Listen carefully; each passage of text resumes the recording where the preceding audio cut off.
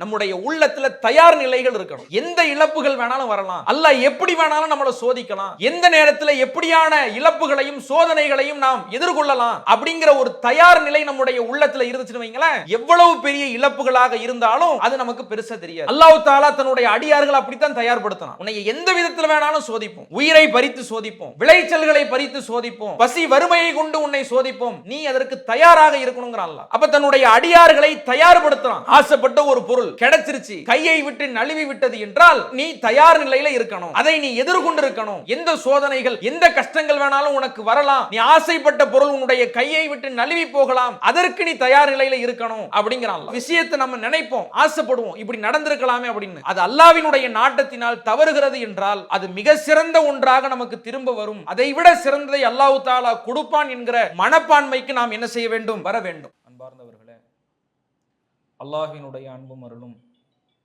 என்றும் வற்றிவிடாத கிருபையும் கருணையும் நாம் உயிரிலும் உயர்வாக உபசரிக்கிற அன்னலம் பெருமகனா நபிகள் நாயகம் ஸல்லல்லாஹு அலைஹி வஸல்லம் அவர்கள் மீதும், அன்னவர்களது மார்க்கத்தை மக்கள் மன்றத்தில் கொண்டு போய் சேர்த்த அத்துணை நபித்தோழர்கள் தோழியர்கள் மீதும், நபி அவர்களது சொல் செயல் அங்கீகாரங்களை நம் கை சேர்க்க பாடுபட்ட, அதற்காக வேண்டி ஆகப்பெரும் நேரங்களை ஒதுக்கிய தாபியின்கள், தபா தாபியின்கள், இன்னும் ஏனைய இமாம்கள், முஸ்லிம்கள் மீதும், குறிப்பாக அருள் பொருந்திய ரமலானுடைய மாதத்தில் மார்க்க சொற்பொழிவுகளுக்கு செவிசாய்த்து அதன்படியே செயலாற்ற வேண்டும் என்கிற உயரிய இலக்கோடு இங்கு சங்கமித்திருக்கிற நம்மவர்கள் மீது என்றும் நீடித்து நிலை வரட்டுமாக.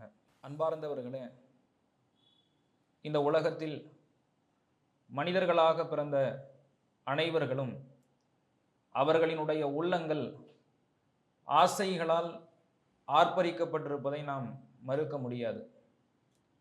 எல்லா மனிதர்களுக்கும் பல ஆசைகள், இலக்குகள், அந்த இலக்குகளையும் லட்சியங்களையும் உள்ளத்தில் சுமந்துத்தான் அவர்கள் தங்களது நாட்களை கடத்தி கொண்டிருக்கிறார்கள்.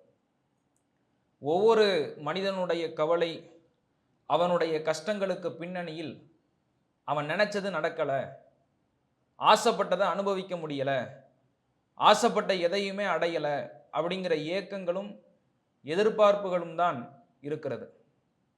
ஆசைகள் குறித்து அல் குர்ஆன் மிக அழகான உளவியல் புரிதலை நமக்கு கற்றுக் கொடுக்கிறது, மிக அழகான தத்துவங்களை நமக்கு போதிக்கிறது. சூரத்துன் நஜ்மிலே அல்லாஹ் தஆலா ஆசைகள் குறித்து பேசுகிறான். அம்லில் இன்சானி மாத்தமன்னா ஃபலில்லாஹில் ஆஹிரத்து வல் ஊலா. மனிதர்கள் அவர்கள் ஆசைப்பட்டதையெல்லாம் அனுபவித்திட முடியுமா? இந்த இம்மையும் நாளை மறுமையும் அல்லாஹ்விற்கு சொந்தமானது என்று அல்லாஹ் தஆலா பேசுகிறான். மனிதர்கள் ஆசைப்பட்டது எதையுமே அனைத்தையுமே அவர்களால் அடைந்துவிட முடியாது. இந்த உலகமும் மறுமையும் அல்லாஹ்விற்கு சொந்தமானது, மனிதர்களுக்கு சொந்தமானது அல்ல என்று அல்லாஹ் தஆலா பேசுகிறான். இப்போ அல்லாஹ் ஒரு நியதியை நமக்கு கற்றுக் கொடுக்குறான். மனிதர்கள் ஆசைப்பட்டது எல்லாத்தையுமே அடைஞ்சிட முடியாது. உலகத்தினுடைய நியதி என்ன, உலகத்தினுடைய மரபு என்ன? இப்போ ஒரு கிரிக்கெட் போட்டி இருக்கு, அந்த போட்டியில 2 அணிகள் விளையாடுவாங்க. அந்த 2 அணிகளினுடைய உள்ளமும் எதை வாஞ்சை கொண்டிருக்கும் என்றால், நாம எப்படியாவது இந்த போட்டியில வெற்றி வாகை சூடிடணும், எப்படியாவது ஜெயிச்சிடணும் அப்படின்னா 2 தரப்பு அணியுமே நினைத்து கொண்டிருப்பார்கள். ஆனால் விளையாட்டினுடைய நியதி என்ன? 2 தரப்புல யாராவது ஒரு ஆள் தான் என்ன செய்ய முடியும்? ஜெயிக்க முடியும். ஒரு ஆள் தோல்வியை தான் தழுவணும். அதுதான் விளையாட்டினுடைய நியதி. அதுபோன்று தான் மனிதர்கள் அவர்கள் அனைவர்களும் அவர்கள் எதையெல்லாம் ஆசைப்படுகிறார்களோ, எதையெல்லாம் ஆவல் கொள்கிறார்களோ, அவர்களினுடைய உள்ளங்கள் எதற்கெல்லாம் வாஞ்சை கொள்கிறதோ அதையெல்லாம் அடைந்துவிட முடியாது என்று அல்லாஹ் தஆலா பேசுகிறான். நிறைய பேருடைய மனசுல இருக்கிறது என்னன்னா, நாம் அல்லாஹ்வை தொழுகிறோம், அதிகமாக வணங்குறோம், அதிகமான வணக்க வழிபாடுகள் புரிகிறோம், நம்முடைய ஆசைகள் எல்லாம் அமல்படுத்தப்படுவதில்லையே, அல்லாஹ்விடத்தில் அங்கீகரிக்கப்படுவது இல்லையே அப்படின்னு நாம நினைக்கிறோம். ஆனால் பல நபிமார்களினுடைய வாழ்க்கையை நீங்கள் எடுத்துக்கொண்டால் அவர்களுக்கு அவர்களினுடைய ஆசைகள் அமல்படுத்தப்பட்டது இல்லை, அவர்கள் நினைத்தபடி அவர்களினுடைய வாழ்க்கை அமைந்தது இல்லை. உதாரணத்துக்கு சில நபிமார்களை நாம சொல்லலாம். நபி மூசா அலைஹிஸ்ஸலாம் அவர்களை நீங்கள் எடுத்துக்கொள்ளுங்கள். தூர் சினாய் மலைக்கு அவர்கள் வேதம் வழங்கப்படுவதற்கு அழைத்து செல்லப்பட்டார்கள். அல்லாஹ்விடத்திலே நேரடியாக உரையாடினார்கள். அல்லாஹ்விடத்திலே அவர்கள் வைத்த கோரிக்கை என்ன? இறைவா, உன்னை எனக்கு நீ காட்டுவாயாக, உன்னை நான் பார்க்கணும், உன்னுடைய முழு வடிவத்தையும் நான் கண்டு ரசிக்க வேண்டும் என்று ஆசைப்பட்டார். இந்த உலகத்துல அல்லாஹ் படைச்சதை பார்க்கறதுக்கே 2 கண்கள் போத மாட்டேங்குது. அவ்வளவு அழகான, அவ்வளவு பிரம்மாண்டமான, அவ்வளவு அற்புதமான படைப்புகள் இந்த உலகத்திலே இருக்கின்றன. அந்த படைப்புகளே இவ்வளவு பிரம்மாண்டமானதாக, கண்களை கவரக்கூடியதாக இருக்கிறது என்றால் அல்லாஹ்வினுடைய அந்த தோற்றம் எப்படி இருக்கும், அல்லாஹ்வினுடைய உருவம் எப்படி இருக்கும் அப்படின்னு பார்க்கணும்னு மூசா அலைஹிஸ்ஸலாம் அவர்கள் ஆசைப்பட்டார்கள். அல்லாஹ் என்ன ரிப்ளை பண்ணான்? லன் தரானி, மூசாவே நீ என்னை பார்க்கவே முடியாது. நீ என்னை பார்ப்பது சாத்தியமாக வேண்டும் என்றால் அருகில் இருக்கக்கூடிய ஒரு மலையை சுட்டிக்காட்டி அந்த மலையை நீங்கள் பாருங்கள். அந்த மலை அதற்குரிய இடத்திலே உறுதியாக இருக்குமானால் நீங்கள் என்னை பார்க்கலாம். அல்லாஹ் அடுத்து சொல்றான் அந்த வசனத்துல, அந்த மலை சுக்குநூறாக நுறங்கியது. வஹர்ர மூசா சஇகா, மூர்ச்சையாகி மூசா அவர்கள் கீழே விழுந்தார்கள் என்று அல்லாஹ் தஆலா அந்த வசனத்திலே குறிப்பிடுகிறான். இப்ப மூசா அலைஹிஸ்ஸலாம் அவர்கள் ஆசைப்பட்டது என்ன? அல்லாஹ்வை பார்க்கணும், அவனுடைய தோற்றத்தை பார்க்கணும், முழு வடிவத்தில் அவனை பார்க்க வேண்டும் என்று ஆசைப்பட்டார்கள். ஆனால் அந்த ஆசை மூசா அலைஹிஸ்ஸலாம் அவர்களுக்கு செய்து கொடுக்கப்படவில்லை. அந்த ஆசை மூசா அலைஹிஸ்ஸலாம் அவர்களுக்கு அங்கீகரிக்கப்படவில்லை. இப்ராஹிம் அலைஹிஸ்ஸலாத்தை நீங்க எடுத்துக்கலாம். கலீலுல்லாஹ், அல்லாஹ்வினுடைய உற்ற தோழர் என்று அழைக்கப்பட்ட ஒரு மாமனிதர். அவங்க என்ன ஆசைப்பட்டாங்க? தன்னுடைய தந்தைக்கு அல்லாஹ்விடத்திலே மன்னிப்பு வழங்கப்பட வேண்டும் என்று ஆசைப்பட்டார்கள். தன்னுடைய தந்தை அல்லாஹ்விற்கு இணை வைக்கக்கூடிய காஃபிரான ஒரு கொள்கையில இருக்கிறார், அவருக்கு மன்னிப்பு வழங்கப்படணும்னு ஆசைப்பட்டாங்க. அல்லாஹ் தஆலா இப்ராஹிம் அலைஹிஸ்ஸலாம் அவர்களுடைய சரித்திரங்களை பற்றி, அவர்களுடைய கட்டுப்பாடுகளை பற்றி, அவர்களுடைய தியாகங்களை பற்றி பல இடங்கள்ல பேசுறான். இப்ராஹிம் அலைஹிஸ்ஸலாம் அவரிடத்திலே உங்களுக்கு முன்மாதிரி இருக்கிறது என்று சொல்கிறான். அதை எல்லாத்தையும் சொல்லிட்டு கடைசியில் அல்லாஹ் தஆலா சொன்னது என்ன? இப்ராஹிம் அவரிடத்திலே உங்களுக்கு அனைத்திலும் முன்மாதிரி இருக்கிறது. இல்லா கௌல இப்ராஹிம் அலி அபிஹி லஅஸ்தக்ஃபிரன்ன லக, தந்தையே உங்களுக்காக நான் மன்னிப்பு தேடுவேன் என்று இப்ராஹிம் கூறினாரே, அந்த கூற்றை தவிர அனைத்திலேயும் இப்ராஹிம் இடத்திலே உங்களுக்கு அழகிய முன்மாதிரி இருக்கிறது என்று அல்லாஹ் தஆலா சொன்னான். அல்லாஹ்வினுடைய உற்ற தோழர் தானே, பெஸ்ட் ஃப்ரெண்ட் தானே, நண்பர் தானே. சரி இந்தாங்க, நீங்க கேட்டுட்டீங்க, அதை நம்ம செஞ்சு கொடுத்துருவோம்னு அல்லாஹ் கொடுத்துட்டானா? உற்ற தோழராக இருந்தாலும் அவர்களுடைய தந்தைக்கு மன்னிப்பு வழங்கப்படலை. இன்னைக்கு நம்முடைய ஆசைகள், நம்முடைய ஏக்கங்கள், நம்முடைய எதிர்பார்ப்புகள் எல்லாம் உலகம் சார்ந்ததாக இருக்கும். கார் வாங்கணும், பைக் வாங்கணும், நல்ல போன் வாங்கணும், பங்களா கட்டணும், ஆரோக்கியமான வாழ்க்கையை வாழணும், எந்த நோய் நொடிகளும் இருக்கக்கூடாது, குழந்தை செல்வங்கள் இருக்கணும். இவைகள் எல்லாமே உலகம் சார்ந்த ஆசைகள். இப்ராஹிம் அலைஹிஸ்ஸலாம் அவர்கள் கேட்டது என்ன? மறுமை சார்ந்த ஆசை. இந்த உலகத்துல ஒருத்தவன் இணை வைக்கிற நிலையில வஃபாத் ஆயிட்டான்னா மன்னிப்பே கிடையாது, நரகத்தில் நிரந்தரமாக கருகப்படக்கூடிய ஒரு நிலை உருவாகும். அந்த நிலைக்காக வேண்டி உங்களுக்காக நான் மன்னிப்பு தேடுவேன் என்று இப்ராஹிம் அலைஹிஸ்ஸலாம் அவர்கள் சொன்ன கூற்றிலே உங்களுக்கு முன்மாதிரி இல்லை. அவ இப்ராஹிம் அலைஹிஸ்ஸலாம் அவருடைய தந்தைக்கு மன்னிப்பு வழங்கப்படவில்லை. இப்ராஹிம் அலைஹிஸ்ஸலாம் அவருடைய ஆசைகள் நிறைவேற்றப்படலை. நபி நூஹ் அலைஹிஸ்ஸலாம் அவருடைய நீங்க எடுத்துக்கொள்ளுங்கள். 950 வருட காலம் தன்னுடைய மக்களிடத்துல பிரச்சாரம் செய்கிறார். 950 வருட காலத்துல தன்னுடைய மனைவி மக்கள் அவரை இறை தூதராக ஏற்றுக்கொள்ளவில்லை. அல்லாஹ் தஆலா ஒரு கப்பலை கட்ட சொல்கிறான். அந்த கப்பலிலே யாரெல்லாம் இஸ்லாத்தை ஏற்றிருக்கிறார்களோ, அல்லாஹ்வுக்கும் அவனுடைய தூதருக்கும் கட்டுப்பட்டு இருக்கிறார்களோ அவர்களை அந்த கப்பல்ல ஏற்ற சொன்னான். கப்பல்ல ஏறுறாங்க. அவர்களுடைய மகன் ஏற மறுக்கிறான். யா புனைய இருக்கமானா, நூஹ் அலைஹிஸ்ஸலாம் அவர்கள் மனம் குமைந்து போய் உடைந்து தன்னுடைய மகனை அழைக்கிறார்கள். மகனே, அருமை மகனே, எங்களோடு நீ ஏறிவிடு. வலா தக்கும் மஅல் காஃபிரீன், காஃபிர்களாக இறை மறுப்பாளர்களிலே நீ ஆகிவிடாதே என்று தன்னுடைய மகனை அழைக்கிறார்கள். கண்ணிற்கு முன்பாக தன்னுடைய மகன் அந்த அலைகள் போன்ற அலைகளிலே மூழ்கி சாகடிக்கப்படுகிறான். நூஹ் அலைஹிஸ்ஸலாம் அவர்கள் தன்னுடைய இறைவனை அழைக்கிறாங்க. இறைவா, என்னுடைய மகன் என்னுடைய குடும்பத்தை சார்ந்தவன், நீ அவனை காப்பாற்றி இருக்க கூடாதா? அப்படிங்கிற துணியில நூஹ் அலைஹிஸ்ஸலாம் அவர்கள் அல்லாஹ்விடத்திலே கையேந்துகிறார்கள். அல்லாஹ் சொல்லுகிறான், இன்னஹு லைஸ மின் அஹ்லிக், அவன் உன்னுடைய குடும்பத்தை சார்ந்தவன் அல்ல. நூஹ் அலைஹிஸ்ஸலாம் அவர்களினுடைய மகனும் நூஹ் அலைஹிஸ்ஸலாம் அவர்களுடைய மனைவியும் அந்த மலை வெள்ளத்திலே மூழ்கடிக்கப்பட்டார்கள். லரவல்லாஹு மஸலன் லில்லதீன கஃபரு இம்ரஅத்த நூஹ் வம்ரஅத்த லூத். ஒட்டுமொத்த இறை மறுப்பாளர்களுக்குரிய முன்மாதிரியாக நாம் யாரை ஆக்கினோம்? நூஹுடைய மனைவியையும் லூத்துடைய மனைவியையும் ஆக்கினோம். அவளும் அந்த வெள்ள பிரளயத்திலே மூழ்கடிக்கப்படுகிறாள். அப்ப நூஹ் அலைஹிஸ்ஸலாம் அவர்கள் தன்னுடைய மகனை அந்த வெள்ள பிரளயத்திலிருந்து காப்பாற்ற வேண்டும் என்று ஆசைப்பட்டார்கள், வாஞ்சை கொண்டார்கள். அந்த ஆசை என்ன செய்யப்படவில்லை? நிறைவேற்றி கொடுக்கப்படவில்லை. நபிகள் பெருமானார் ஸல்லல்லாஹு அலைஹி வஸல்லம் அவர்களினுடைய வாழ்க்கையை நீங்கள் எடுத்துக்கொள்ளுங்கள். ரசூல் ஸல்லல்லாஹு அலைஹி வஸல்லம் அவர்கள் அப்படி என்ன வாழ்க்கையை வாழ்ந்துட்டாங்க? அவங்க ஆசைப்பட்டது எல்லாத்தையுமே அனுபவிச்சுட்டாங்களா? எதையெல்லாம் ஆசைப்பட்டார்களோ அது அனைத்தும் அவர்களுக்கு கிடைத்து விட்டதா? ரசூல் ஸல்லல்லாஹு அலைஹி வஸல்லம் அவர்கள் அதே போல தன்னுடைய தாயினுடைய அடக்கஸ்தலத்தில் நின்று ஜாரன் நபி ஸல்லல்லாஹு அலைஹி வஸல்லம் கபர உம்மிஹி, தன்னுடைய தாயின் அடக்கஸ்தலத்தை பார்த்து அல்லாஹ்வினுடைய தூதர் கண்ணீர் மல்க நிற்கிறாங்க. சஹாபாக்களுக்கெல்லாம் ஒரே கவலை. அல்லாஹ்வுடைய தூதரும் அழுது ஃபஅப்காமன் ஹவுலஹு, சுற்றி இருக்கிற அனைத்து தோழர்களையும் அல்லாஹ்வுடைய தூதர் அள வைத்து விட்டார்கள். அல்லாஹ்வுடைய தூதர் சொன்னார்கள், என்னுடைய இறைவனிடத்திலே என்னுடைய தாய்க்கு மன்னிப்பு வழங்கப்பட வேண்டும் என்று நான் கேட்டேன். ஃபலம் யுதன் லி, அது எனக்கு நிறைவேற்றி கொடுக்கப்படவில்லை. என்னுடைய தாயின் அடக்க ஸ்தலத்தை பார்ப்பதற்கு நான் அனுமதி கேட்டேன், அது எனக்கு அனுமதி வழங்கப்பட்டிருக்கிறது என்று அல்லாஹ்வுடைய தூதர் சொன்னாங்க. தன்னுடைய தாய்க்கு பாவ மன்னிப்பு வழங்கப்படுவதற்கு அல்லாஹ்வுடைய தூதர் ஆசை கொண்டார்கள். அந்த ஆசை நிறைவேற்றி கொடுக்கப்படவில்லை. தாய் மாத்திரம் கிடையாது, ரசூல் ஸல்லல்லாஹு அலைஹி வஸல்லம் அவர்களினுடைய தந்தைக்கும் மன்னிப்பு வழங்கப்படவில்லை. ஒரு நபித்தோழர் வந்து கேட்கிறாங்க அல்லாஹ்வுடைய ரசூலிடத்துல, அல்லாஹ்வுடைய தூதரே, ஐனா அபி, என்னுடைய தந்தை எங்கே இருக்கிறார்? ரசூல் ஸல்லல்லாஹு அலைஹி வஸல்லம் அவர்கள் சொல்லிட்டாங்க, ஃபின்னார், அவர் நரகத்தில் இருக்கிறார். அவர் திரும்பி போறாரு.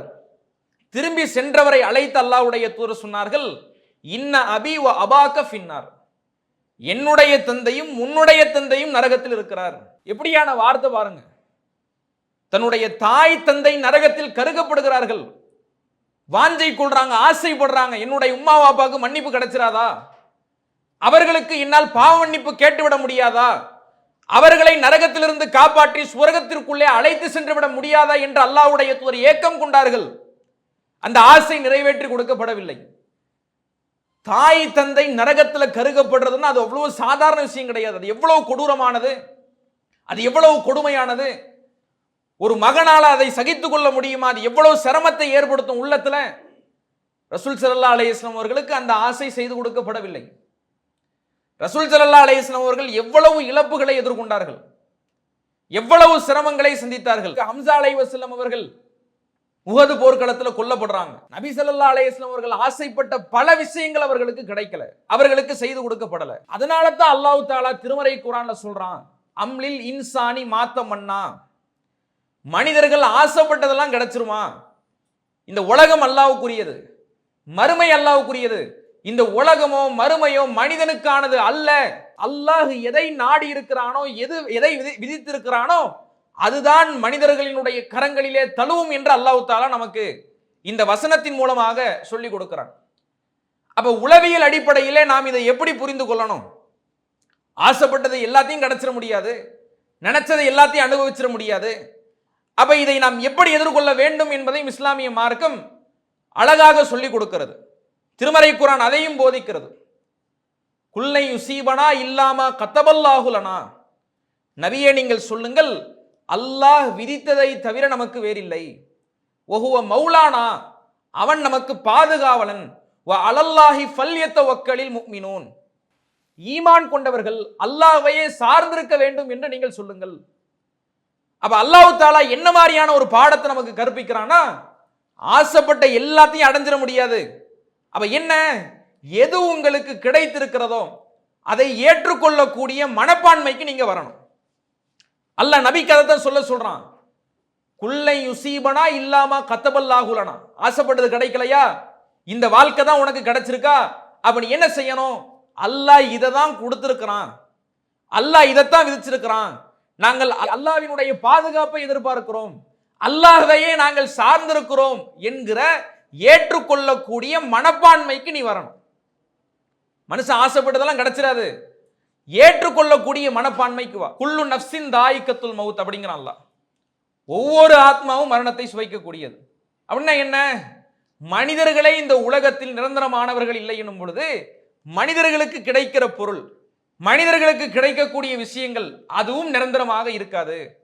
ஆசைப்பட்டவைகள் அனைத்தும், மனிதர்கள் விரும்பிய அனைத்தும் அவர்களினுடைய வாழ்க்கையிலே நித்தியமாக நிரந்தரமாக நீடிக்காது அப்படிங்கிறத இந்த செய்தி நமக்கு உணர்த்துகிறது. இதுல இன்னொன்னு என்னன்னா, ரசூல் ஸல்லல்லாஹு அலைஹி வஸல்லம் அவர்களுக்கு மாரியத்துல் கிப்தியா ரலியல்லாஹு அன்ஹா அவர்கள் மூலமாக இப்ராஹிம் அப்படிங்கிற குழந்தை பிறக்கிறது. 18 மாத குழந்தையில அந்த குழந்தையினுடைய உயிர் பிரிகிறது. ரசூல் ஸல்லல்லாஹு அலைஹி வஸல்லம் அவர்கள் அந்த குழந்தையை தன்னுடைய கையில ஏந்தி நிற்கிறாங்க. ஃபகப்பலஹு வஷம்மஹு, அந்த குழந்தையை முகருகிறார்கள், முத்தமிடுகிறார்கள். அந்த குழந்தையினுடைய உயிர் பிரிவதை அல்லாஹ்வுடைய தூதர் தன்னுடைய கண்களால் பார்க்கிறாங்க. ரசூல் ஸல்லல்லாஹு அலைஹி வஸல்லம் அவருடைய கண்களில் இருந்து கண்ணீர் வடிகிறது. ஃபஜஅலத் ஐனா ரசூலுல்லாஹி ஸல்லல்லாஹு அலைஹி வஸல்லம் தத்ரிஃபான், கண்ணீர் மழுக அந்த காட்சி அல்லாஹ்வுடைய தூதர் பார்க்கறாங்க. சஹாபாக்கள் எல்லாம் கேட்டாங்க, அந்த யா ரசூலல்லாஹ், அல்லாஹ்வுடைய தூதரே இது நீங்கள் தானா? ஏன் அல்லாஹ்வுடைய ரசூல் அப்படி பார்த்தது இல்லையே? ஒரு ஆட்சி தலைவரா, ஒரு ஆன்மீக தலைவரா, ஒரு போர் தளபதியாக நம்ம அல்லாஹ்வுடைய ரசூலை பார்த்திருக்கிறோம், இப்படி அல்லாஹ்வுடைய தூதர் அழுகக்கூடிய காட்சி நம்ம பார்த்தது இல்லையே, நீங்களா அழுகிறீங்கன்னு கேட்கிறாங்க. அப்ப அல்லாஹ்வுடைய தூதர் விளக்கம் அளிக்கிறாங்க, இன்னஹா ரஹ்மான், அழுகையும் ஒரு அருட்கொடை தானே, அதுவும் ஒரு இரக்க குணம் தானே அல்லாஹ்வுடைய ரசூல் விளக்குனாங்க. இதுல பாத்தீங்கன்னா ஒரு குழந்தைய எவ்வளவு ஆற தழுவி நாம வரவேற்போம், எவ்வளவு அன்பாக பரிவாக நாம் பார்த்துக் கொள்வோம். அல்லாஹ்வுடைய ரசூலும் அந்த குழந்தையை அப்படித்தான் பார்த்திருப்பார்கள், அப்படித்தான் வரவேற்றிருப்பார்கள். ஆனா ஒரு குறிப்பிட்ட காலத்துல அந்த குழந்தையினுடைய உயிர் பிரிகிறது. ரசூல் ஸல்லல்லாஹு அலைஹி வஸல்லம் அவர்கள் துன்பத்துல துளைக்கல, அப்படியே கவலையில ஆழ்ந்து போகவில்லை. அல்லாஹ்வுடைய தூதர் யதார்த்த வாழ்க்கைக்கு வந்தாங்க. அப்ப எப்படி மக்கள் பேசிக்கிறாங்கன்னா, இந்த இறப்பு குறித்து சூரிய கிரகணம் ஏற்படுது. சூரிய கிரகணம் ஏற்பட்ட உடனேயே இப்ராஹிமினுடைய இறப்பினால் தான் என்ன செய்யப்படுகிறது, சூரிய கிரகணம் ஏற்படுகிறதுன்னு மக்கள் கிளப்பி விட்டுட்டாங்க. இப்படி பேசிக்கிட்டு இருக்கிறாங்க. அல்லாஹ்வுடைய தூதர் அந்த தருணத்தில் விளக்குறாங்க, இன்ன ஷம்ஸ வல் கமர லா யன்ஹசிஃபான் லி மௌத்தி அஹதின் வலா லி ஹயாத்திஹி, யாருடைய இறப்புக்கும் யாருடைய பிறப்புக்கும் சூரிய கிரகணமோ சந்திர கிரகணமோ ஏற்படுவதில்லை என்று அல்லாஹ்வுடைய தூதர் மார்க்கத்தை விளக்குறாங்க, தெளிவுபடுத்துறாங்க. இதுல இருந்து நமக்கு என்ன தெரியுது? ரசூல் ஸல்லல்லாஹு அலைஹி வஸல்லம் அவர்கள் தன்னுடைய பிள்ளையின் மீது அவ்வளவு அன்பு கொண்டிருந்தார்கள், அவ்வளவு விருப்பம் கொண்டிருந்தார்கள். அவர்களினுடைய உயிர் பிரிகிறது, இது எவ்வளவு பெரிய இழப்பு, இது எவ்வளவு பெரிய கஷ்டம். ஆனா ரசூல் ஸல்லல்லாஹு அலைஹி வஸல்லம் அவர்கள் அதை ஏற்றுக்கொண்டார்கள். எப்படி நம்மளால் அதை ஏற்றுக்கொள்ள முடியும்னா, நம்முடைய உள்ளத்துல தயார் நிலைகள் இருக்கணும். எந்த இழப்புகள் வேணாலும் வரலாம், அல்லாஹ் எப்படி வேணாலும் நம்மளை சோதிக்கலாம், எந்த நேரத்தில் எப்படியான இழப்புகளையும் சோதனைகளையும் நாம் எதிர்கொள்ளலாம் அப்படிங்கிற ஒரு தயார் நிலை நம்முடைய உள்ளத்துல இருந்துச்சுன்னு வைங்களேன், எவ்வளவு பெரிய இழப்புகளாக இருந்தாலும் அது நமக்கு பெருசா தெரியாது. அல்லாஹ் தஆலா தன்னுடைய அடியார்கள் அப்படித்தான் தயார்படுத்தினான். வல நபுலுவன்னக்கும் பிஷைஇன், உன்னை எந்த விதத்தில் வேணாலும் சோதிப்போம், உயிரை பறித்து சோதிப்போம், விளைச்சல்களை பறித்து சோதிப்போம், நோய் நொடிகள் மூலமாக சோதிப்போம், பசி வறுமையை கொண்டு உன்னை சோதிப்போம், நீ அதற்கு தயாராக இருக்கணுங்கிறான் அல்லாஹ். அப்ப தன்னுடைய அடியார்களை தயார்படுத்துறான். ஆசைப்பட்ட ஒரு பொருள் கிடைச்சிருச்சு, கையை விட்டு நழுவி விட்டது என்றால் அது நீ தயார் நிலையில இருக்கணும், அதை நீ எதிர்கொண்டிருக்கணும். எந்த சோதனைகள் எந்த கஷ்டங்கள் வேணாலும் உனக்கு வரலாம், நீ ஆசைப்பட்ட பொருள் உன்னுடைய கையை விட்டு நழுவி போகலாம், அதற்கு நீ தயார் நிலையில இருக்கணும் அப்படிங்கிறான்ல. நீங்க நிறைய பேர் பார்த்தீங்கன்னா, இப்போ மனைவி கருத்தரிச்சிருப்பாங்க, கருத்தரிச்ச உடனேயே கணவன் மனைவிக்குள்ள இருக்கக்கூடிய உரையாடல்கள் என்னன்னா, நம்ம பிள்ளைக்கு என்ன பேர் வைக்கலாம், ஆம்பளை பிள்ளை பிறந்தா என்ன பேர் வைக்கலாம், பொம்பளை பிள்ளை பிறந்தா என்ன பேர் வைக்கலாம், நம்ம பிள்ளை என்ன படிக்க வைக்கலாம், எந்த டியூஷன்ல சேர்க்கலாம், யாருக்கு கட்டி கொடுக்கலாங்கிற முதல் கொண்டு எல்லாத்தையும் பேசிடுவாங்க. கொஞ்ச நாள் கழிச்சு அல்லாஹ்வினுடைய நாட்டத்தின்படி ஏதாவது ஒரு அசம்பாவிதம் நடக்குதுன்னு வைங்களேன், அது அவர்களால் ஏற்றுக்கொள்ள முடியாது. ஆசைகளை உள்ளத்துல வளர்த்து வளர்த்து, ஏக்கங்களை உள்ளத்துல வளர்த்து வளர்த்து, ஒரு திடீர்னு அசம்பாவிதம் நடக்கும் பொழுது, சோதனைகள் நடக்கும் பொழுது அதை எதிர்கொள்ள முடியல, அதை ஏத்துக்கொள்ள முடியல. ஏன்? உள்ளத்துல தயார் நிலை இல்லை.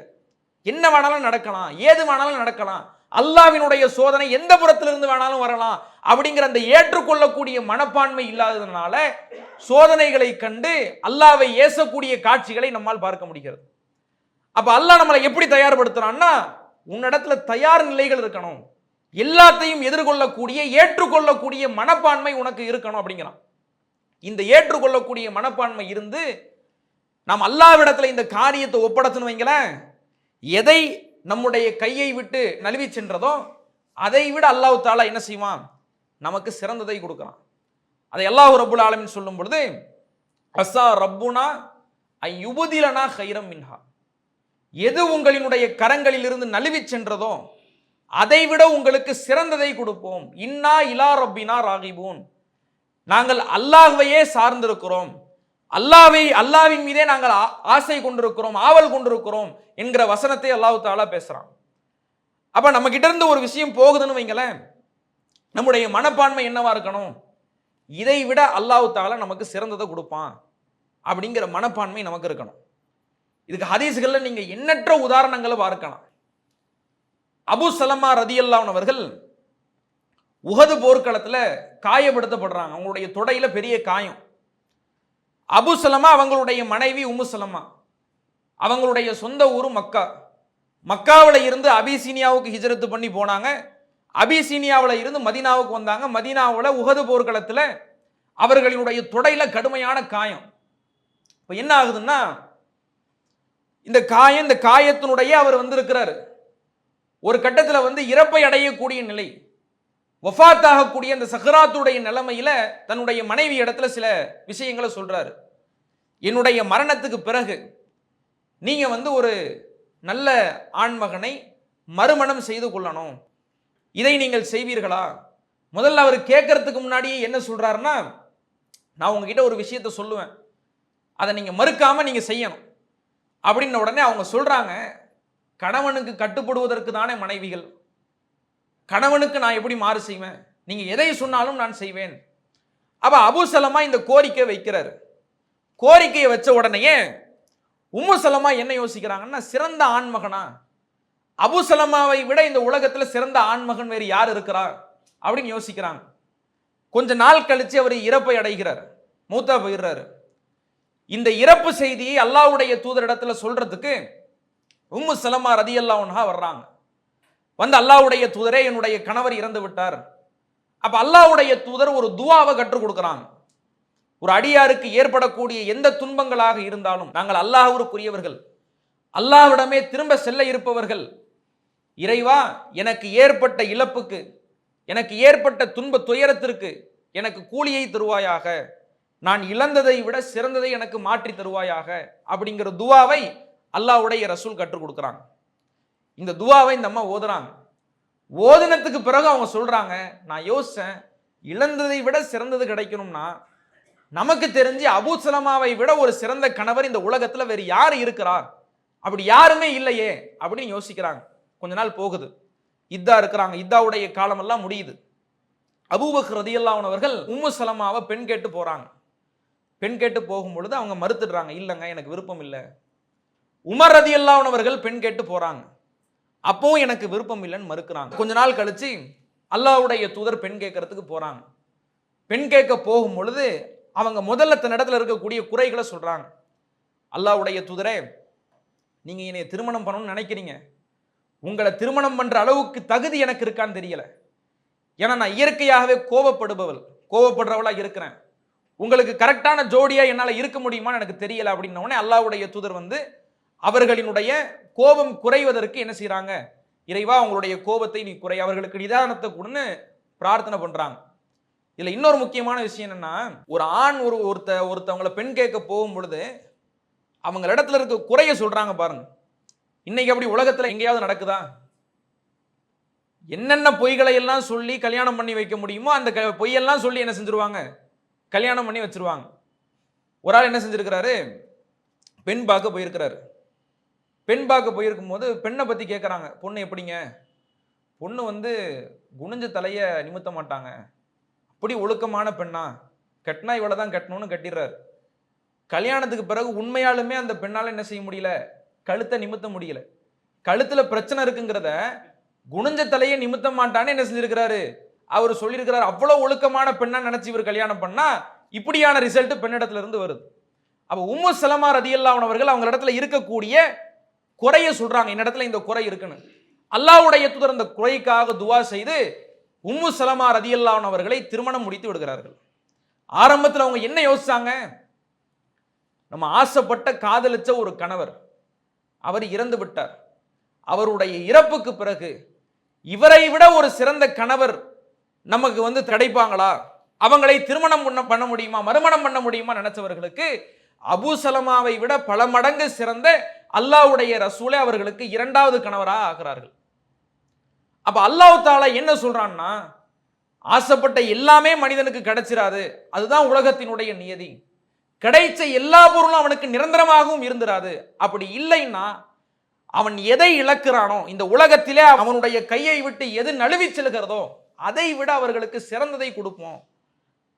அவங்கிட்ட என்ன இருக்கணும், ஏற்றுக்கொள்ளக்கூடிய மனப்பான்மையும் எந்த சோதனைகளையும் எதிர்கொள்ளக்கூடிய தயார் நிலையும் அவனிடத்துல இருக்கணும் அப்படின்னு அல்லாஹ் தஆலா எதிர்பார்க்கிறான். அதே ரசூல் ஸல்லல்லாஹு அலைஹி வஸல்லம் அவர்கள் கதீஜா ரதியல்லாஹு அன்ஹாவை எவ்வளவு காதலிச்சாங்க, எவ்வளவு அவர்களின் மீது அன்பு கொண்டார்கள். கதீஜா ரதியல்லாஹு அன்ஹா அவர்களினுடைய இழப்பை அல்லாஹ்வுடைய தூதர் சந்திக்கிறாங்க. இழப்பை சந்திச்சு அந்த ஆண்டுக்கே ஆமுல் ஹுஸ்னுன்னு பேர், கவலை ஆண்டுன்னு பேர் வச்சிருக்கிறாங்க. அவ்வளவு இழப்பு, அவ்வளவு கஷ்டம், அவ்வளவு நெருக்கடி. கதீஜா ரதியல்லாஹு அன்ஹா அவர்களுடைய இழப்பு வந்து மிகப்பெரிய பாதிப்பை ரசூல் ஸல்லல்லாஹு அலைஹி வஸல்லம் அவர்களுக்கு ஏற்படுத்துது. கொஞ்ச காலங்கள் போகுது. கொஞ்ச காலங்கள் போன உடனேயே கதீஜா அம்மையாரினுடைய சகோதரி ஹாலா பின்த் ஹுவைலித் அவங்க வந்து ரசூல் ஸல்லல்லாஹு அலைஹி வஸல்லம் அவர்களுடைய வீட்டுக்கு வந்து அனுமதி கேட்கிறாங்க. உடனே ரசூல் ஸல்லல்லாஹு அலைஹி வஸல்லம் அவங்க தடுமாறுறாங்க. என்னடா இது எங்கேயோ கேட்ட குரலா இருக்கு. கதீஜா ரதியல்லாஹு அன்ஹா அவர்களுக்கு என்ன குரலோ அதே குரல்ல இவங்க வந்து அனுமதி கேட்கிறாங்க. அல்லாஹும்ம ஹாலா, இறைவா இது ஹாலாவாகவே இருக்கட்டும். அவ்வளவு மனசு கஷ்டப்படுறாங்க ரசூலுல்லாஹ். பல நினைவுகள் எல்லாம் ரசூல் ஸல்லல்லாஹு அலைஹி வஸல்லம் அவர்களுக்கு வருது.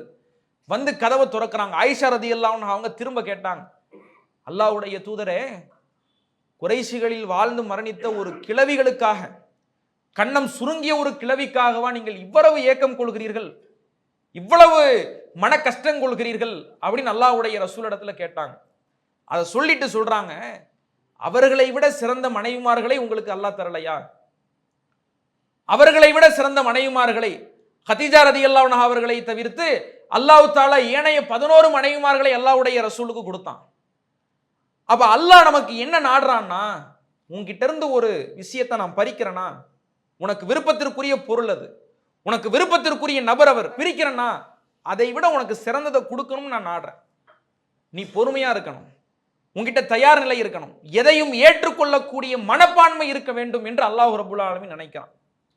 அதே போல நீங்க பாத்தீங்கன்னா அபூ தல்ஹா ரதியல்லாஹு அவர்கள், அவர்களினுடைய மகனார் பயணத்துல இருக்கும் பொழுது அவர் வஃபாத் ஆயிடுறாருங்க. அபூ தல்ஹா ரதியல்லாஹு அவர்கள் பயணத்துக்காக வெளியே போயிருக்கும் பொழுது அவர்களினுடைய மகனார் இறந்து விடுகிறார். இறந்ததுக்கு பிறகு இவங்களுடைய மனைவி என்ன சொல்லிடுறாங்கன்னா, சொந்தக்காரங்க கிட்டலாம், நான் என்னுடைய கணவரிடத்தில் சொல்கின்ற வரைக்கும் நீங்க யாரும் இதை சொல்லிடக்கூடாதுங்கிறாங்க. அதே போல கணவர் பயணம் முடிச்சு வர்றார். பயணம் முடிச்சு வந்த உடனே பையன் என்ன செய்யறான்னு கேட்கிறாங்க. பையன் நிம்மதியாக இருக்கிறான். வஃபாத் ஆயிட்டத அந்த வார்த்தையில் அவர் விளங்க முடியாத மாதிரி சொல்றாங்க. பையன் நிம்மதியாக இருக்கிறான். அந்த இரவு கழிகிறது. குடும்ப வாழ்க்கையில ஈடுபடுறாங்க. காலையில் அந்த பெண்மணி தன்னுடைய கணவரிடத்துல சொல்றாங்க, ஒரு கூட்டத்தார் இன்னொரு கூட்டத்தாரிடத்துல இரவலுக்கு சில பொருட்களை வாங்குறாங்க. இரவலுக்கு கொடுத்தாங்கல்ல அந்த கூட்டத்தார், அவர்கள் வந்து அந்த பொருளை திரும்பி கேட்பது இது நியாயமா இல்லையா? அபூ தல்ஹா ரதியல்லாஹு அவர்கள் சொன்னாங்க, இது நியாயம் தானே, இரவலுக்கு ஒரு பொருளை கொடுக்குறாங்கன்னா அதை திரும்பி கேட்கறது அவங்களுடைய உரிமை தானே அப்படிங்கிறாங்க. அப்படித்தான் அல்லாஹ் தஆலா நம்முடைய பிள்ளையை திரும்பி கேட்டுட்டான், நம்முடைய பிள்ளை இறந்து விட்டார். கடுமையான கோபப்படுறாரு. இரவே சொல்ல வேண்டியதானே, வந்த உடனேயே சொல்ல வேண்டியதானே. அல்லாஹ்வுடைய ரசூல் இடத்துல போறாங்க. போய் அல்லாஹ்வுடைய தூதரே, இந்த மாதிரி என்னுடைய மகன் இறந்து விட்டார், இந்த செய்தியை சொல்றதுக்கு என்னுடைய மனைவி தாமதப்படுத்திட்டாங்க, இப்பதான் சொன்னாங்க அப்படின்னு அல்லாஹ்வுடைய தூதர் இடத்துல இந்த செய்தியை போய் சொன்னாங்க. அப்ப அல்லாஹ்வுடைய தூதர் கேட்டாங்க, இந்த இரவிலே நீங்கள் குடும்ப வாழ்க்கையில ஈடுபட்டீங்களா? அபூ தல்ஹா ரலியல்லாஹு அன்ஹு அவங்க சொன்னாங்க, ஆமா அல்லாஹ்வுடைய தூதரே, இந்த இரவுல நாங்க குடும்ப வாழ்க்கையில ஈடுபட்டோம். அல்லாஹ்வுடைய தூதர் அந்த இரவிலே அல்லாஹ் பரக்கத்து வழங்குவதற்கு துஆ செஞ்சாங்க. இந்த இரவுல அல்லாஹ் உங்களுக்கு பரக்கத்தை ஏற்படுத்துவான். அந்த ஹதீஸை அறிவிக்கக்கூடிய அறிவிப்பாளர் சொல்கிறார், நான் பார்த்தேன் அபூ தல்ஹா ரலியல்லாஹு அன்ஹு அவர்களுக்கு 9 பிள்ளைகள் இருந்தாங்க. அந்த 9 பிள்ளைகளும் அது கரஅல் குர்ஆன, குர்ஆனை ஓதக்கூடிய காரிகளாக இருந்தார்கள் என்று அந்த அறிவிப்பாளர் அறிவிக்கிறார். எவ்வளவு நேசிச்சிருப்பாங்க ஒரு பிள்ளைய. பிள்ளையினுடைய இழப்புங்கிறது சாதாரண விஷயம் கிடையாதுங்க. நிறைய பெற்றோர்கள் என்ன நினைப்போம், நம்முடைய பிள்ளைக்கு முன்னாடி நாம ஒஃபாத் ஆயிரணும், நம்ம பிள்ளையினுடைய இழப்பு, அவர்களினுடைய மரணத்தை பார்க்கக்கூடிய திராணி, அந்த தெம்பு நமக்கு இல்லை. அவ்வளவு அன்பை கொட்டி, அவ்வளவு பரிவை கொட்டி, பாசத்தை கொட்டி பிள்ளைகளை வளர்க்கிறோம்னா, அந்த பிள்ளைகளினுடைய வஃபாத்தை பார்க்கிறது அவ்வளவு சாதாரண விஷயம் கிடையாது. அபூ தல்ஹா ரலியல்லாஹு அன்ஹு அவர்களும் உம்மு சுலைம் ரலியல்லாஹு அன்ஹு அவர்களும் பார்த்தார்கள். அந்த இழப்பை எப்படி எதிர்கொண்டார்கள்? பொறுமை காத்தாங்க. அல்லாஹ் எப்படியான பரிசு கொடுத்தான்? இழந்ததை விட சிறந்ததை அல்லாஹ் தஆலா கொடுத்தான். இது கிடைக்கல, இதை இழந்துட்டோம். 9 பிள்ளைகள், 9 பிள்ளைகளும் சாலிகான பிள்ளைகளாக, குர்ஆனை ஓதக்கூடிய காரிகளாக அல்லாஹ் தஆலா கொடுத்தானே, இந்த நிலையத்தான் அல்லாஹ் ரப்பல் ஆலமீன் உலக நியதியாக வைத்திருக்கிறான். அல்லாஹ் தஆலா திருமறை குர்ஆன்ல என்ன போதிக்கிறான்? அஸா அன் தக்ரஹு ஷைஅன், நீங்கள் ஒரு விஷயத்தை வெறுப்பீர்கள், இது நடக்கக்கூடாது அப்படின்னு நினைப்பீங்க. வஹுவ கைருல் லக்கும், அது உங்களுக்கு சிறந்ததாக இருக்கும். வ அஸா அன் துஹிப்பு ஷைஅன், ஒரு விஷயத்தை நீங்கள் நேசிப்பீர்கள், இது நடந்திருக்கலாமே, இது இப்படி ஆகியிருக்கலாமே நீங்க ஆசைப்படுவீங்க. வஹுவ ஷர்ருல் லக்கும், அது உங்களுக்கு கெடுதியாக இருக்கும். வல்லாஹு யஅலமு வ அன்தும் லா தஅலமூன், இறைவன் தான் அறிந்தவன், நீங்கள் அறிந்தவர்கள் இல்லை என்று அல்லாஹ் தஆலா சொல்றான். அப்ப நாம ஒண்ணு நடக்கணும், இப்படி இழந்துருச்சே, இது கிடைக்கலையே அப்படின்னு நம்ம நினைப்போம். அது நமக்கு சிறந்தது இல்லை. எதை அல்லாஹ் தஆலா மாற்றி கொடுக்கிறானோ அதுதான் நமக்கு சிறந்தது என்கிற நிலைக்கு நாம வரணும். இப்ப நிறைய பேர் வண்டியில போய்கிட்டு இருப்போம். வண்டியில போய்கிட்டு இருக்கும் போது தூரத்துல இருந்து பார்ப்போம், கிரீன் சிக்னல் இருக்குங்க. எப்படியாவது ரெட் சிக்னல் வரதுக்குள்ள இந்த சிக்னலை தாண்டி போயிடணும்னு வண்டியை முறுக்கிட்டு அழுத்திட்டு போவோம். கரெக்டா போகும் பொழுது ரெட் சிக்னல் விழுந்துரும். மனசுக்குள்ள யோசிப்போம், என்னடா அது, எப்படியாவது போயிடலான்னு பார்த்தா கரெக்டா நம்ம வரும் பொழுது ரெட் சிக்னல் விழுந்துருச்சே அப்படின்னு நினைப்போம். இப்ப இந்த விஷயத்தை வெறுக்கிறோம். ஒரு 2 செகண்ட்ல அந்த ஜங்ஷன்ல ஒரு ஆக்சிடென்ட் நடக்குது. அப்போ என்ன நினைப்போம், நம்ம நல்ல வேளை நம்ம இந்த ஜங்ஷனை தாண்டி போயிடணும்னு நினைச்சோம், போயிருந்தா என்னத்துக்கு ஆகிறது, நமக்கு மௌத்து வந்திருக்குமே, விபத்துக்கு உள்ளாகி இருப்போமே. அல்லாஹ் அதான் சொல்றான், நீ ஒரு விஷயத்தை நேசிப்ப, அது உனக்கு கெட்டதா இருக்கு, அதனால தான் உனக்கு மாத்தி கொடுத்துருக்கிறான். இந்த நிலை வாழ்க்கையினுடைய எல்லா கட்டத்திலையும், எந்த விஷயத்தை நாம் இழக்கிறோமோ, எந்த விஷயம் நம்முடைய கையை விட்டு நழுவி போகிறதோ, ஆசைப்பட்ட பொருள் நமக்கு கிடைக்கவில்லை என்றாலும் இந்த நிலை நமக்கு வந்துருச்சுன்னு வைங்களேன், நம்ம பெருசா ரியாக்ட் பண்ணவே மாட்டோம். அல்லாஹ் இது நம்மளது இல்லை, இது அல்லாஹ் நமக்கு நாடல, அல்லாஹ் இதை மாத்தி கொடுக்கறதுக்கு நம்மளை சோதிக்கிறான் அப்படிங்கிற நிலைக்கு நாம வருவோம். ஐரோப்பியாவில் தேவாலயங்களுக்கு மணி அடிக்கக்கூடிய ஒரு பணி குலத்தொழிலாக தலைமுறையாக ஒரு முதியவர் செஞ்சுக்கிட்டு வர்றாரு. கடைசியில் என்ன ஆகுதுன்னாங்க, அந்த நாட்டினுடைய அரசாங்கம் என்ன முடிவு எடுத்துட்டாங்கன்னா, எந்த தொழிலாக இருந்தாலும், எந்த பணிகளாக இருந்தாலும் குறைந்தபட்சம் படிப்பறிவு இருக்கணும், இத்தனாவது வரைக்கும் படிச்சிருந்தாதான் அவங்க இந்த தொழிலாம் செய்ய முடியும். ஒவ்வொரு தொழிலுக்கும் மணி அடிக்கணுமா, அவர் இவ்வளவு படிச்சிருக்கணும், அவர் கூட்டி பெருக்கிற ஆட்களா இருக்கிறாரா, அவர் இவ்வளவு படிச்சிருக்கணும். எல்லா தொழில்களுக்கும் படிப்பை கட்டாயப்படுத்திட்டாங்க. இவருடைய குலத்தொழில் என்ன ஆகுது, பறி போகுது. இவர் என்ன செய்யறாருன்னா, ரொம்ப கவலைப்பட்டுக்கிட்டு சாலையில நடந்து வர்றார். என்னடா அது இப்படி பறி போயிருச்சு நம்ம பணி, கோவில்ல மணி அடிக்கிறத தவிர நமக்கு வேற என்ன வேலை தெரியும் அப்படின்னு யோசிச்சுக்கிட்டே வர்றாரு. இவருக்கு டீ குடிக்கணும் போல இருக்கு. இவர் என்ன செய்யறாரு, இந்த இடத்துல எங்கேயுமே டீ கடை இல்லையே, நமக்கு டீ குடிக்கணும்னு தோணுது, இந்த மாதிரி எத்தனை பேருக்கு டீ குடிக்கணும்னு தோணும், இங்க டிவி போன்னு குவளையில என்ன செய்யறாரு, பிளாஸ்க்ல எல்லாத்துக்கும் டீ ஊத்தி கொடுக்கறாரு, வியாபாரம் பண்றாரு. வியாபாரம் பண்ணி எங்கெங்க எந்தெந்த பைபாஸ்ல எல்லாம், எந்தெந்த ரோட்ல எல்லாம் டீ கடை இல்லையோ, அந்த இடத்துல எல்லாத்துலேயுமே டீ கடையை ஓப்பன் பண்ணுறாரு, பெரிய பிஸ்னஸ்மேன் ஆயிடுறாரு.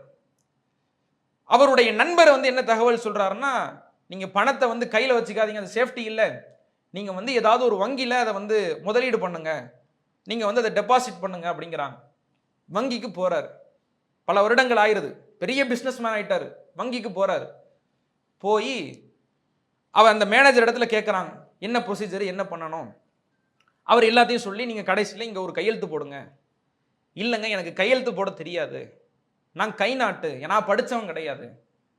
அந்த மேனேஜர் சொல்கிறாரு, படிப்பறிவு இல்லாமையே நீங்கள் இவ்வளோ கோடீஸ்வரரா, இவ்வளோ பெரிய பிஸ்னஸ்மேனாக ஆயிருக்கிறீங்கன்னா, உங்களுக்கு படிப்பறிவு இருந்திருந்தா நீங்கள் எவ்வளவு பெரிய ஆளாக ஆயிருப்பீங்க அப்படிங்கிறார். அவர் சொல்கிறாரு, எனக்கு படிப்பறிவு இருந்ததுன்னா நான் தேவாலயத்தில் மணி அடிச்சுக்கிட்டு தான் இருந்திருப்பேன் அப்படிங்கிறார். அப்போ அவருக்கு இழப்பாக தெரிஞ்சது, என்னடா அது, இந்த வேலை நமக்கு போயிருச்சே, இந்த வேலையை விட்டா ஒரு பொழப்பும் நமக்கு தெரியாதே, ஒரு தொழிலும் தெரியாதுன்னு அப்போ அவருக்கு கஷ்டமாக இருந்தது. அதை அவர் இழந்ததுனால தான் இவ்வளவு பெரிய கோடீஸ்வரராக, இவ்வளவு பெரிய பணக்காரராக அவர் உருமாறுவதற்கு ஒரு வாய்ப்பு கிடைச்சது. அப்ப எதை நாம இழக்கிறோமோ, இழந்ததை நினைச்சு கவலைப்படவே கூடாது. அல்லாஹ் தஆலா இதை விட சிறந்ததை கொடுப்பாங்கிற மனநிலைக்கு நாம வரணும். அதற்கு அழகான ஒரு உதாரணம் மக்கா வெற்றியை நீங்கள் எடுத்துக்கொள்ளலாம். மக்கா வெற்றியை நீங்கள் எடுத்துக்கொண்டீர்களே ஆனால், அந்த மக்கா வெற்றி எப்படி கிடைக்குது? ரசூல் ஸல்லல்லாஹு அலைஹி வஸல்லம் அவர்கள் மக்காவில் இருந்து விரட்டி அடிக்கப்பட்டாங்க. எவ்வளவு போர்க்களங்களை அல்லாஹ்வுடைய தூதர் சந்தித்தார்கள், எவ்வளவு பேரை அல்லாஹ்வுடைய தூதர் இழந்தார்கள். அப்ப எல்லாம் இந்த மக்காவை அல்லாஹ் தூக்கி கொடுக்கல. உம்ரா செய்வதற்கு ஹிஜ்ரி 6ஆம் ஆண்டு போறாங்க, போகும்பொழுது தடுக்கப்படுறாங்க. உம்ரா செய்ய வந்திருக்கிறோம், எதிர்த்தரப்புல உள்ளவன் போருக்கு வரதா நினைச்சு ஊருக்குள்ள வரவே கூடாதுன்ட்டான். ஊருக்குள்ள வரக்கூடாது, இந்த வருஷம் போரே செய்யக்கூடாதுன்ட்டான். உடன்படிக்கை நடக்குது. உடன்படிக்கையில எல்லா உடன்படிக்கையிலையுமே, எல்லா ஒப்பந்தத்திலையுமே நாம என்ன செய்யறோம்? தாழ்ந்து போறோம். மக்காவுக்கு யாரெல்லாம் வர்றாங்களோ அவங்க மறுபடியும் வரணும்னு நீங்க நிர்பந்திக்க கூடாது. மதீனாவுக்கு மக்காவில் இருந்து யார் வந்தாலும் அவங்களை நீங்கள் விடுவித்து விட வேண்டும் அப்படின்னு போடுறான். அதுக்கும் ரசூல் ஸல்லல்லாஹு அலைஹி வஸல்லம் அவர்கள் சரிங்கிறாங்க. அந்த கடிதத்தை எழுதும் பொழுது கூட பிஸ்மில்லாஹிர் ரஹ்மானிர் ரஹீம்லாம் எழுதக்கூடாது. ரஹ்மான் யாரு, ரஹீம் யாரு, இந்த வார்த்தையெல்லாம் நாங்கள் கேள்விப்பட்டதே இல்லையே. பிஸ்மிகா அல்லாஹும்மன்னு எழுதுங்க, இதுதான் எங்களுக்கு தெரியும். அந்த வார்த்தை எழுதுறாங்க, போறாங்க. முஹம்மது ரசூலுல்லாவா, ரசூலுல்லான்னு உங்களை ஏத்துக்கிட்டா எதுக்கு இந்த பிரச்சனை? உங்களையே தான் நாங்கள் மக்காவில் அனுமதிச்சிருப்போமே, நாங்களும் சேர்ந்து உங்க கூட அந்த வணக்கத்தை செஞ்சிருப்போமே. ரசூலுல்லாலாம் கிடையாது, முஹம்மது இப்னு அப்துல்லான்னு எழுதுங்கிறாங்க. எல்லாத்துக்கும் தாழ்ந்து தாழ்ந்து தாழ்ந்து சரி சரின்னு தலையாட்டிக்கிட்டு அல்லாஹ்வுடைய தூதர் போறாங்க. எந்த அளவுக்குன்னா, ஒரு நபித்தோழர் காலில் சங்கிலி மாட்டிக்கிட்டு வர்றாருங்க. இவரை மட்டுமாவது விடுவிச்சிருங்களேன், நாங்கள் அழைச்சிட்டு போயிடுறோம் மதீனாவுக்குங்கிறாங்க. முடியவே முடியாது தீர்த்து. போன அந்த வருஷமும் என்ன செய்ய முடியல, உம்ராவை செய்ய முடியல. அடுத்த வருஷம் உம்ராவை கலா பண்றாங்க. எல்லாத்துக்கும் கேட்டு கேட்டு எல்லாத்துக்கும் சரி சரின்னு தலையாட்டிக்கிட்டு போறாங்க. உமர் ரதியல்லாஹு அவர்கள்லாம் கேட்கறாங்க, அலஸ்னா அலல் ஹக்கி வ அதுவுனா அலல் பாத்தில், நாம சத்தியத்திலையும் நம்முடைய எதிரிகள் அசத்தியத்திலையும் இல்லையா? நம்மில் கொல்லப்பட்டவர்கள் சொர்க்கத்திலையும் கத்லாகும் ஃபின்னார், அவர்களில் கொல்லப்பட்டவர்கள் நரகத்திலேயும் இல்லையா? நாமல் உண்மையான இஸ்லாமிய மார்க்கத்தில் தான் இருக்கிறோமா? உண்மையான கொள்கை கோட்பாட்டில் தான் இருக்கிறோமா? நீங்கள் உண்மையாலுமே அல்லாஹ்வினுடைய தூதர் தானாங்கிற அளவுக்கு சஹாபாக்களுக்கு கடுமையான மன உளைச்சல்.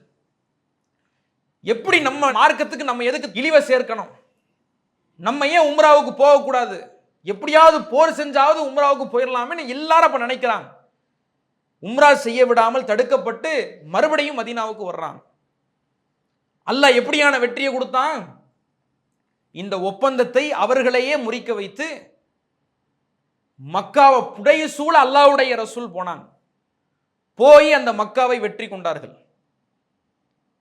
அல்லாஹ் திருமறை குர்ஆன்ல சொல்றான், இன்னா ஃபதஹ்னா லக ஃபத்ஹம் முபீனா, மிகப்பெரிய பிரம்மாண்டமான வெற்றியை உங்களுக்கு கொடுத்தோம் என்று அல்லாஹ் தஆலா திருமறை குர்ஆன்ல சொல்லி காட்டுறான்.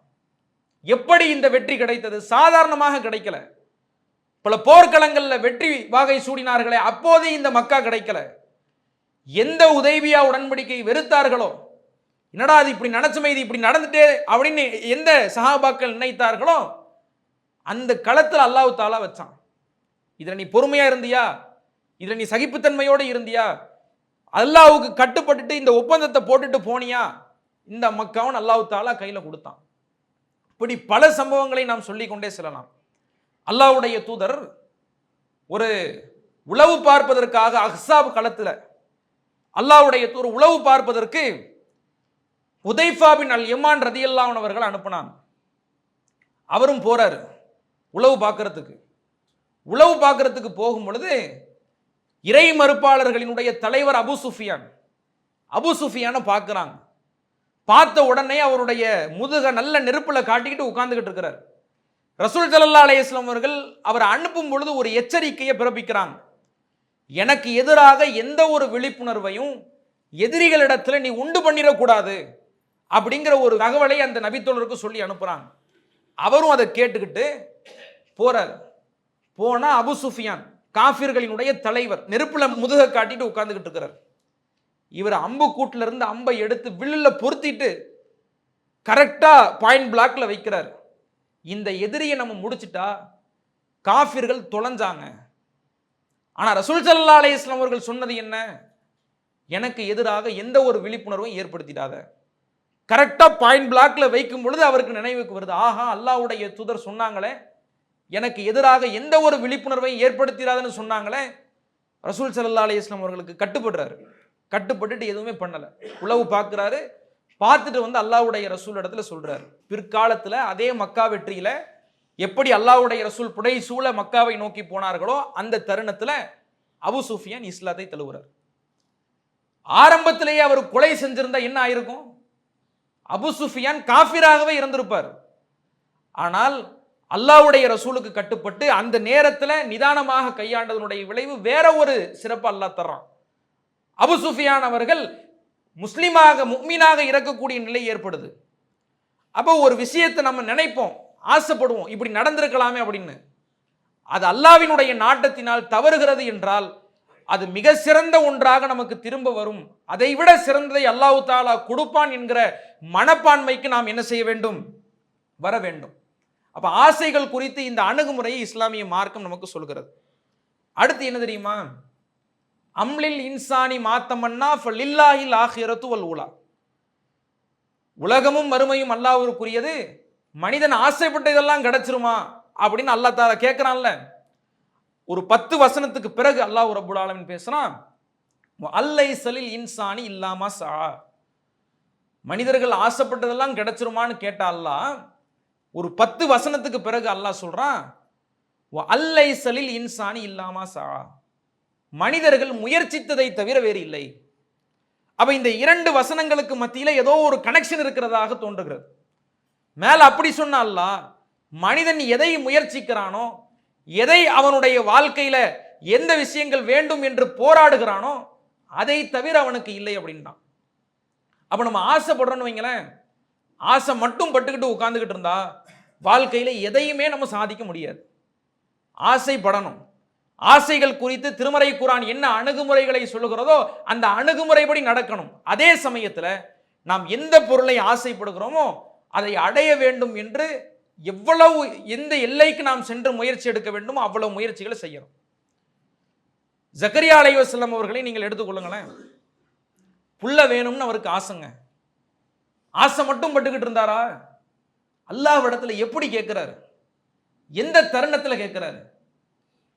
இறைவா, என்னுடைய மனைவி மலடியா இருக்கிறார், என்னுடைய தலைமுடிகள் எல்லாம் நரைமுடிகளாக மின்னிக் கொண்டிருக்கிறது. இப்படி இருக்கும் பொழுது எனக்கு வாரிசு இல்லாமல் போய்விடுமோ என்று நான் பயப்படுகிறேன், நான் அச்சப்படுகிறேன். எனக்காக உன் புறத்திலிருந்து ஒரு பிள்ளை செல்வத்தை கொடு என்று கேட்டார்கள். எவ்வளவு காலமாயிருச்சு, எவ்வளவு வயசாயிருச்சு, அவ்வளவு பெரிய வயசாகியும் அவ்வளவு முதியவராகியும் அவ்வளவு மூத்தவராகியும் ஜக்கரியா அலைஹிஸ்ஸலாம் அவர்கள் தனக்கு பிள்ளை வேண்டி கேட்டாங்க. கடைசி காலம் வரைக்கும் முயற்சி பண்ணாங்க. அல்லாஹ் கொடுத்தானா இல்லையா? அப்ப ஆசைப்பட்டதை எதையுமே அடைய முடியலனாலும் நாம் முயற்சித்தால் அல்லாஹ் தஆலா என்ன செய்வான்? கொடுப்பான். அப்ப அந்த முயற்சிகளோடு நம்முடைய ஆசைகளை நோக்கி நாம் என்ன செய்ய வேண்டும்? நம்முடைய இலக்குகளை நோக்கி நாம் நடக்க வேண்டும். நாம் முயற்சித்தால் அல்லாஹ் ரப்புல் ஆலமீன் தருவான். அப்படி தரலனா அதை ஏற்றுக்கொள்ளக்கூடிய மனப்பான்மை நமக்கு இருக்கணும். எந்த விதத்திலும் அல்லாஹ்வினுடைய சோதனை நமக்கு வரலாம், நம்ம ஆசைப்பட்டது கிடைக்காம போகலாம், நம்ம இவ்வளவு காலமாக நாம் விரும்பிய பொருள் நம்ம கூட இருந்தது அது நம்முடைய கரங்களை விட்டு நழுவி செல்லலாம். அதுக்கு நம்ம உள்ளத்தை தயார்படுத்தணும். நம்ம கிட்ட இருந்து எந்த பொருள் எல்லாம் சென்று விடுகிறதோ, யாரையெல்லாம் நாம் இழக்கிறோமோ, அதை விட அல்லாஹ் தஆலா சிறந்ததை கொடுக்கலாங்கிற எண்ணம் நமக்கு இருக்கணும். இது போன்று நம்முடைய ஆசைகளை அணுகுமுறை செய்தால் அல்லாஹ் தஆலா ஒரு சிறந்த கூலியை என்ன செய்வான், நமக்கு ஏற்படுத்துவான். அத்தகைய ஒரு அணுகுமுறைகளோடு நம்முடைய ஆசைகளை, நம்முடைய ஆவல்களை நாம் நடத்தி கொள்ள வேண்டும். வாஹிர் தாவாஹும் அல்ஹம்துலில்லாஹி ரப்பில் ஆலமீன். அஸ்ஸலாமு அலைக்கும் வரஹ்மத்துல்லாஹி வபரகாத்துஹு. அல்லாஹு அக்பர், அல்லாஹு அக்பர்.